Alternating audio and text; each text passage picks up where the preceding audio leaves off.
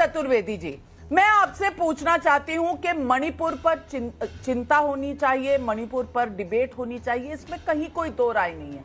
मणिपुर में जो हुआ वो इतना विभत्स था कि अगर आप इंसान, और मैं महिला पुरुष में फर्क नहीं कर रही, अगर आप एक इंसान हैं तो आपके रोंगटे खड़े हो जाएंगे, आपके हृदय में चीरती हुई वो वीडियो चली जाएगी।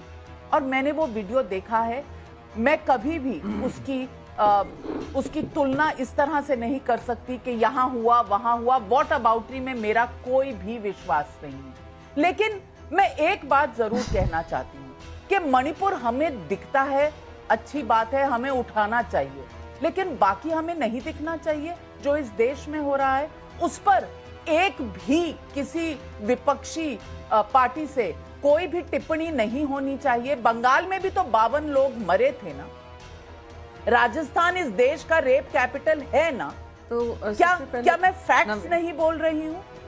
नविका जी नहीं, आप हमेशा फैक्ट्स पे बात करती हैं, तो इसीलिए मैं थोड़े 2-3 फैक्ट्स और बताने की ज़रूरत है। मैं आपसे पूछना चाहूँगी नविका जी, टाइम्स नाउ नवभारत ने सुशांत सिंह राजपूत पे कितनी डिबेट्स की थी?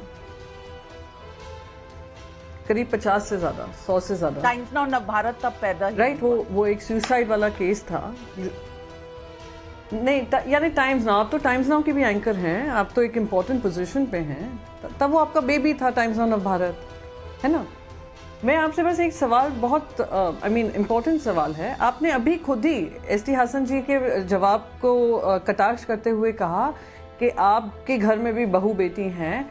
आप पिछले 5 दिन से इस पे चर्चा कर रही हैं मणिपुर पे, पर मैं आपसे पूछना चाहती हूँ नविका जी, 80 दिन से ऊपर हिंसक घटनाएं हो रही हैं, उससे पहले कितनी डिबेट्स हुई? चलिए वो छोड़िए, मैं पूछना चाहती हूँ बृजभूषण सिंह पे, आपकी ही एक न्यूज़ रिपोर्टर हैं, बृजभूषण सिंह ने उनके साथ किस तरीके से व्यवहार किया था? मैंने उस दिन आपको एंकरिंग करते हुए नहीं देखा था, for some reason, for whatever reason. तो मैं बस यहाँ पे एक डिफरेंस है, एक लॉ एंड ऑर्डर का इशू है, क्राइम रेट्स बढ़ रहे हैं अगेंस्ट वुमेन, बिल्कुल संज्ञान लेना चाहिए। कौन रेप कैपिटल है? दिल्ली है, मध्य प्रदेश है, राजस्थान है, छत्तीसगढ़ है, महाराष्ट्र है, मैं इसमें बिल्कुल नहीं जाऊंगी। मैं आपसे एक सिंपल सवाल पूछ रही हूँ, आपको कुछ तो डिफरेंस लगता होगा ना, crimes against women, rising crimes against women versus organised mob violence against women. Manipur किस श्रेणी में आ रहा है?